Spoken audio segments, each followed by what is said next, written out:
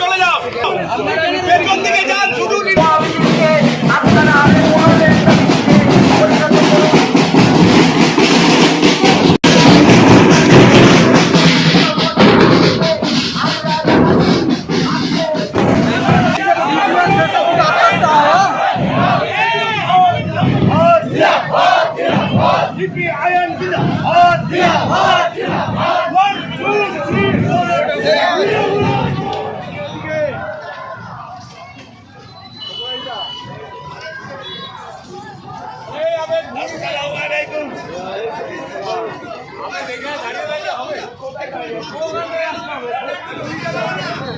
চলো চলো চলো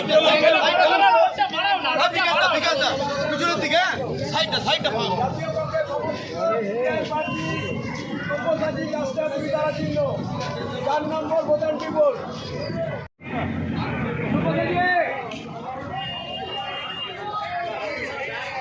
দিয়েছে হাজার হাজার শিক্ষিত ছেলেমেয়ে বিয়ে পাস করা ছেলেমেয়ে রাস্তায় বসে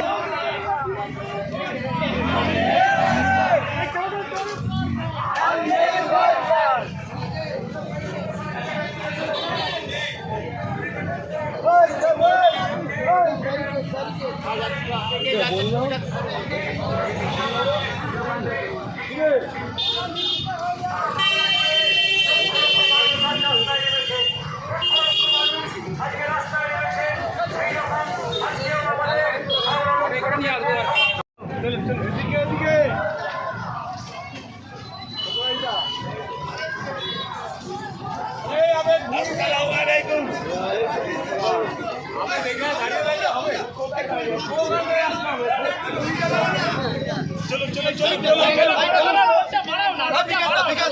পিছনের দিকে সাইডটা ভাঙো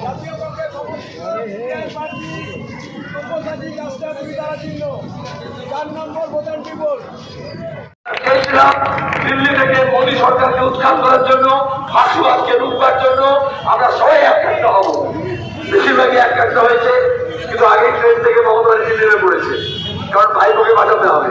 কয়লা পাচার কাণ্ডে, শিক্ষক নিয়োগের দুর্নীতির কাণ্ডে সিবিআই হাতে বাঁচানোর জন্য। কিন্তু আমরা এই যে তরুণ অ্যাডভোকেটদেরকে দাঁড় করিয়েছি, কারণ কানুন কা হাত বহুত লম্বা হতা হ্যায়।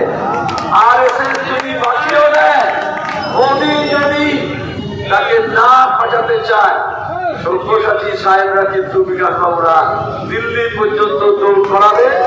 আর তৃণমূলের বক্তাদের জেলে রাখতে হবে।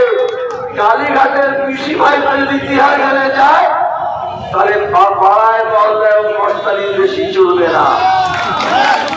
এখানে এখন জমায়েত আছে বলে যা বলছে, রাস্তার অবস্থা কি দেখুন, সারা খাই আর তারা খায় পাতা নেই চল রা হ্যায়। বাংলাকে এরা নরক বানিয়ে ছেড়ে দিয়েছে। আমরা এই যে চুরি চুরি 100 দিনের কাজের টাকা, ঘরের টাকা, রাস্তার টাকা, গালমানের টাকা, ট্রেনের টাকা, বিধবা ভাতার টাকা, প্রতিবন্ধীর টাকা, সংখ্যালঘুদের স্টাইপেন্ডের টাকা, এসসি এসটিদের ভাতা, এমনকি ইমাম মসজিদের টাকা পর্যন্ত এরা চুরি করে ভাগ করে দিয়েছে। আর ভোটের সময় বলছে আমরা লক্ষ্মীর ভান্ডার দিচ্ছি। আরে ভান্ডার তো পার্থ চ্যাটার্জির ঘর থেকে বেরিয়েছে, তার বান্ধবীর ব্যাংক থেকে বেরিয়েছে, জ্যোতিপ্রিয় মল্লিক আর অনুপমের বাড়ি থেকে বেরিয়েছে। আপনাদের হাতে ভার ধরিয়ে দিয়ে আর নিজেরা ভান্ডার লুট করেছে। সেই লুট বন্ধ করলে যারা যা পাচ্ছে তার দ্বিগুণ পাবে, আর যারা পায়নি তেলা মাথায় তেল দিয়েছে, রুক্ষ সূক্ষ্ম মাথায় তেল পড়েনি। সেই সব জায়গায় যাতে শুকনো মাথায় তেল পড়ে, তার জন্য বাম এবং কংগ্রেস আমরা একসঙ্গে হয়েছি।